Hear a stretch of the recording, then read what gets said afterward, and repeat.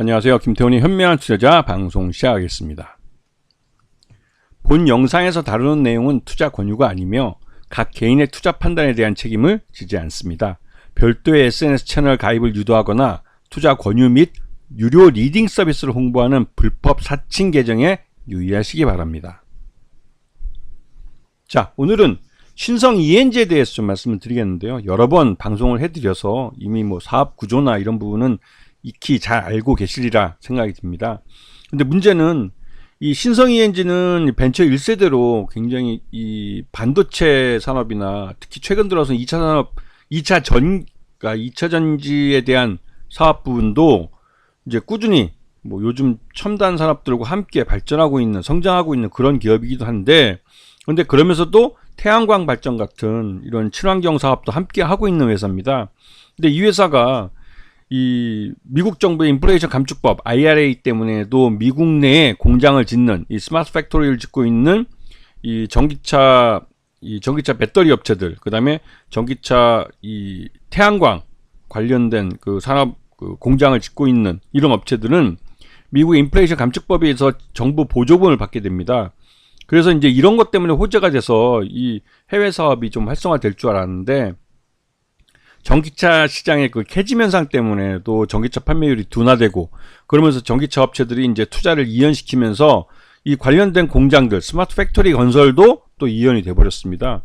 그래서 그런 부분 때문에도 굉장히 어려운 시기를 보내고 있고, 특히나 국내 시장에서는 이 신성 ENG의 주력 사업 중에 하나인 태양광 산업이 윤석열 정부가 출범하면서 이 태양광 이쪽 시장을 자체를 이제 전 정부의 이 권력형 비리로 매도하면서 검찰과 국세청, 그다음에 금감원 같은 걸 동원해서 대대적으로 이 수사를 벌였고 압수수색을 했습니다. 그러다 보니 당연히 태양광에 대해서는 은행들의 대출길이 끊기고 완전히 이제 고사되다시피 했죠. 이렇게 된 거에는 우스갯소리로 그 대선 과정에서 윤석열이 이제 아리백이라는 걸 물어봤는데 답하지 못했다고 그래 자신의 무식이 드러난 거라고 해서 이 아리백 자체를 아예 우리나라 역사에서 지워버리려고까지 한 행위다라고 우스갯소리로 이제 좀 아시는 분들께서 얘기를 하시더라고요. 그러면서 태양광이 죽었다고, 큰일 났다고 말씀하신 분들이 많았는데, 왜냐면 이제 탄소 저감 이 정책 전 세계적으로 이제 그 파리 기후협약으로 탄소를 줄여야 되는 협약을 했는데, 그 방법, 거기에 도달하기 위한 방법으로 아리백도 제한이 되고 여러 가지 이런 친환경 발전이나 친환경 산업들이 이제 많이 육성이 되고 커지고 있는데, 우리나라는 윤석열 정부 들어와서 지난 2년여, 이제 3년째죠. 3년 동안 거꾸로 가고 있었습니다. 원래대로라면 세계적인 글로벌 트렌드에 맞춰서 이런 재생에너지 쪽 사업부를 갖고 있는 기업들이 많이 성장을 했어야 되는데, 지난 한 2년, 그리고 지금까지 보면 3년 동안 완전히 죽을 썼죠.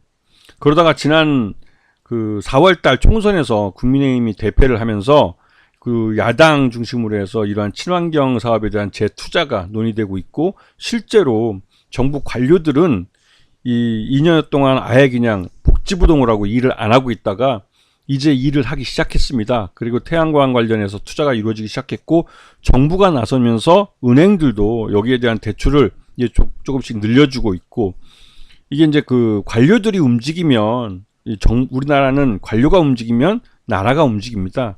그래서 이제 관료들이 지난 2년 동안 그 윤석열 정부가 무서워서, 왜냐면 이게 이쪽 태양광에다가 이게 전체적인 국가 발전의 방향이 맞다 할지라도 여기에 자칫 투자를 하거나 어떠한 정책적으로 지원을 해줬다가는 윤석열 정부에서 탈원전 정책 백지화에 반하는 공무원이라고 해서, 또 그런 관료라고 해서 쫓겨나거나 불이익을 당할 수 있기 때문에, 솔직히 말씀드려서 우리나라 관료들과 공무원들이 복지부동한 건 사실일 겁니다. 그만큼 태양광이 지난 2년 동안 완전히 죽을 썼어요. 그래서 우리나라 내수시장은 거의 붕괴 직전까지 갔습니다. 그러다가 올해 들어와서 이 총선 이후에 좀 풀리면서 점차 이제 신재생에너지에 대한 투자가 늘고 있죠. 앞에서 잠깐 말씀드렸지만 이 신성 ENG는 주로 이제 삼성물산과 삼성전자가 주 고객사입니다. 이들이 평택에 있는 반도체 공장이나 또 삼성물산이 투자하고 있는 다양한 이런 스마트 팩토리 건설 현장에 신재생에너지 그 태양광 발전소를 짓고 있는데, 그런 투자가 대부분 다 이연되고 있죠. 특히 저 평택 공장 같은 경우는, 평택 반도체 공장은 1기, 2기 다 합치면 아마 세계에서 가장 큰 반도체 직접 단지가 될 텐데, 지금 이제 용인에다가 윤석열 정부는 또 이런 반도체 클러스터를 또 짓겠다고 하는 것이죠. 그게 지어지면 정부가 막대하게 예산을 투입해서 짓는 것이라 굉장히 규모도 크고 세계에서 가장 큰 반도체 클러스터가 될 가능성이 크지만, 이게 용인에 지어지면서 이 평택 공장과 중복 투자의 문제가 발생했어요. 이미 1, 2, 3 공장에서 삼성전자는 여기다가 반도체 공장을 1기 공장은 완공을 해서 이제 가동을 하고 있습니다. 지금 네 번째, 다섯 번째 공장을 지금 다섯 번째 공장 터렛까지 된 걸로 알고 있는데, 그렇게 하면서 4공장도 일부 이제 그 건물 뼈대가 올라가서 일부 거기서 시생산도 할 수 있는 것만큼 공사가 진행된 상태에서 멈춘 걸로 알려져 있고, 이 4공장, 5공장, 즉 2기 평택 공장에 대한 이 클린룸에 대해서 이 신성 ENG가 발주를 받아놓은 상태입니다. 그런데 이 공장이 건설이 돼야만 이게 이제 들어갈 수 있기 때문에 기다리고 있었는데, 난데없이 이 용인 반도체 클러스터가 들어서면서 삼성전자는 중복 투자의 문제에 직면하게 된 거죠. 왜? 정부에서는 이 반도체 용인에 있는 정부가 주도로 하고 있는, 윤석열 정부가 주도로 하고 있는 용인 반도체 클러스터에 삼성전자가 들어오라고 압박을 가하고 있기 때문에 그렇죠. 그리고 이미 이 용인 반도체 클러스터에는 일본의 소지업체와 장비업체들이 들어가겠다고 이 얘기를 많이 했다고 합니다. 정부가 이 얘기가 있고, 저번에 윤석열도 직접 일본 기업들을 유치하겠다고 얘기를 할 정도로 이 용인 반도체 클러스터에 일본 소재업체들도 많이 들어오기로 한 상태죠. 그러면 이런 상태라 삼성전자는 이 평택 공장을 계속 주장할 수만도 없는 상태가 돼버린 거죠. 그런데 이미 삼성전자가 충분히 검토를 해서 평택에 공장을 다 짓기로 하고 계획을 짜서 지금 10여 년 동안 검토를 하고 실행하고 있는 건데, 건설하고 있는 건데, 이걸 갑자기 정부가 끼어들어서 이제 바꾸라고 하니 삼성전자 입장에서도 좀 황당하기도 하지만, 문제는 이재용 삼성그룹 회장에 대한 불법 경영권 승계 재판이 아직 이루어지고 있는 상황입니다. 그래서 윤석열 정부의 눈치를 볼 수밖에 없고, 이 윤석열 정부 측 이제 우리가 시샘말로 이제 검찰 특수부 정권이라고 그러는데, 예전에 윤석열이 검찰 총장할 때부터 판사들 뒷조사를 해서 이미 판사들에 대한 약점들을 많이 잡고 있고 해서 판사들이 판결을 할 때 윤석열 정부 눈치를 본다는 말이 있을 정도로 이제는 이 권력이 검찰 쪽으로 넘어가 있는 상태라, 이재용도 자칫 밑보였다가는 또 감옥에 갈 수 있기 때문에, 그래서 이제 평택 이 공장은 지금 거의 중단되어 있는 상태죠. 그러다 보니 이 유탄을 신성 ENG가 받은 겁니다. 신성 ENG가 뒤집어 써가지고 발주는 받아놓고 공사는 못하고 있어서 무한정 기다리고만 있는 것이죠. 그만큼 이 신성 ENG는 이 삼성물산과 삼성전자가 주요 고객입니다. 자, 그래서 지금 이 상반기 실적 기준으로 봤을 때 전체 실적 중에 93%가 이 클린룸과 드라이룸 이쪽에서 나오는 겁니다. 그래서 이쪽 사업이 아까 말씀드렸던 반도체와 그러면 2차 전지 이쪽이 좀 호황을 이루고 투자가 많이 돼야만 신성 ENG는 수익이 좀 나는 구조가 되죠. 그리고 한 5% 정도로 쪼그들었지만 태양광 쪽이 한 5.66%의 매출을 올렸습니다. 근데 이거는 이 태양광 쪽은 이제 살아나고 있기 때문에 그래도 이제 점점 늘어날 가능성이 큰 거죠.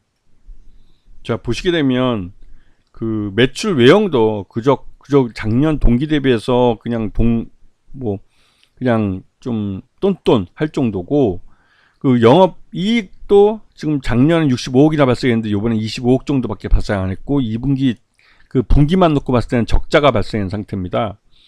그리고 단기 순손실도 26억 정도 적자가 발생해서 작년 비해서는 적자 전환한 상태죠.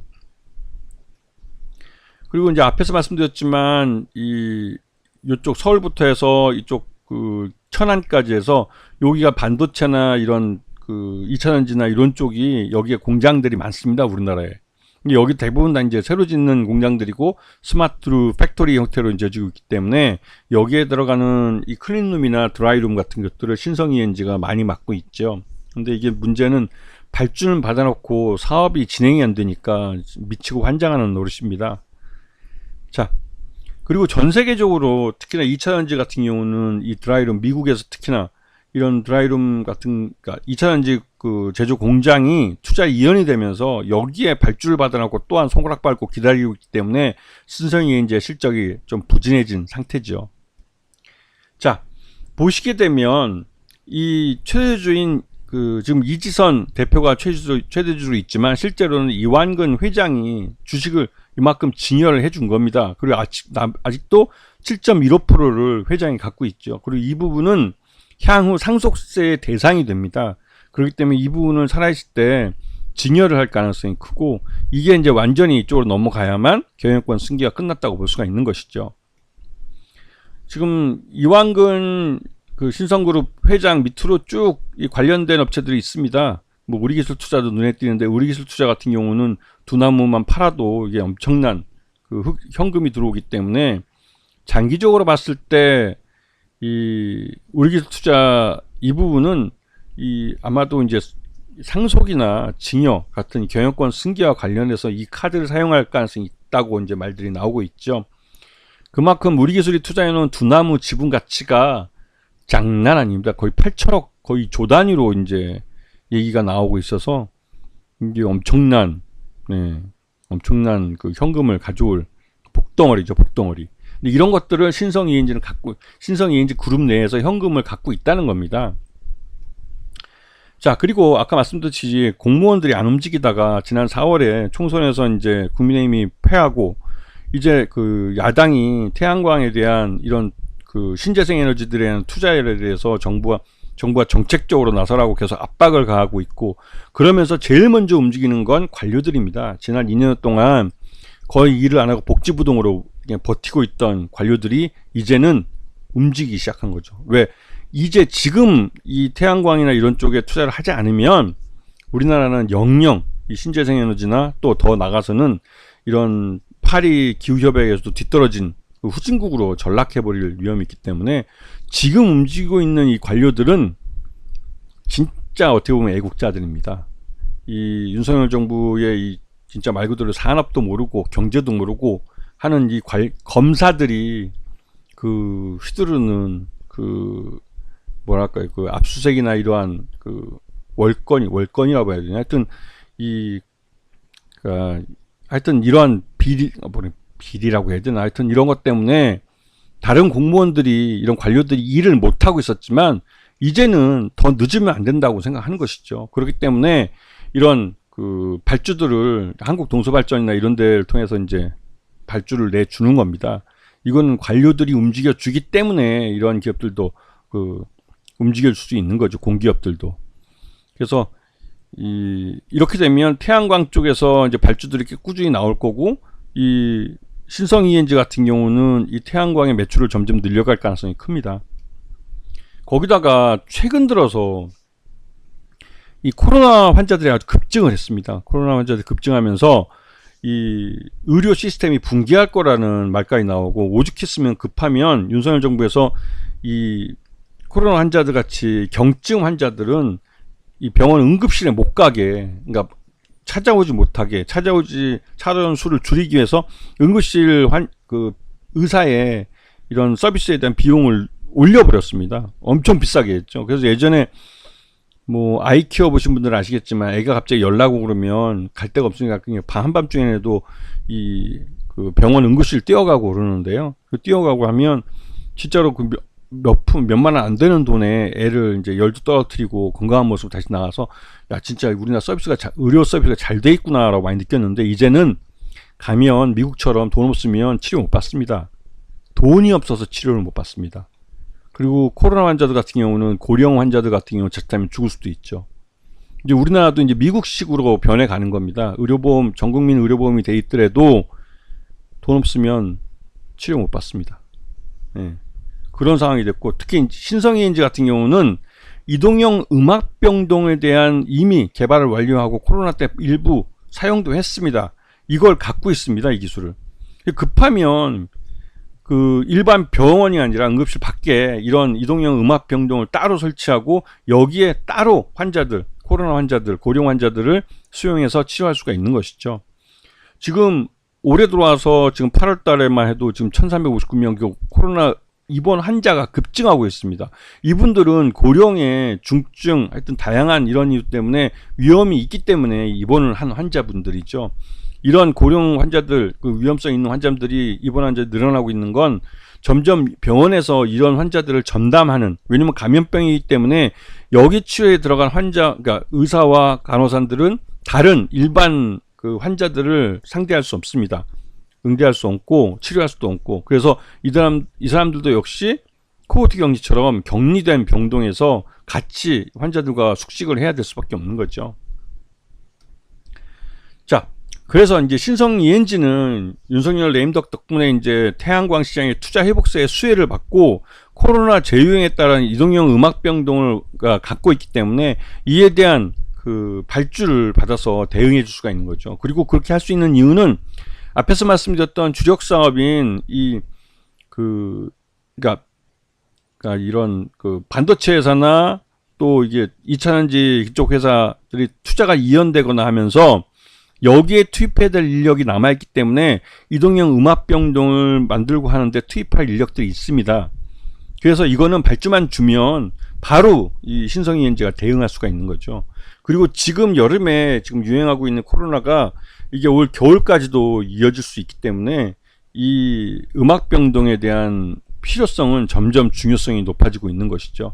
그런 측면에서 신성 ENG의 실적이 이제 바닥까지 찍었다고 이제 생각하시는 분들이 많은 겁니다. 그래서 신성 ENG는 길게 보면 경영권 승계의 리스크가 좀 남아있긴 하지만 이제는 실적을 중심으로 해서 실적도 회복이 되고 주가도 회복되는 단계로 접어들 가능성이 큰 종목이죠. 그래서 길게 보는 안목으로 종목을 봐야 될 필요가 있는 겁니다. 아시겠죠? 자, 오늘 방송 여기서 마치겠습니다. 감사합니다.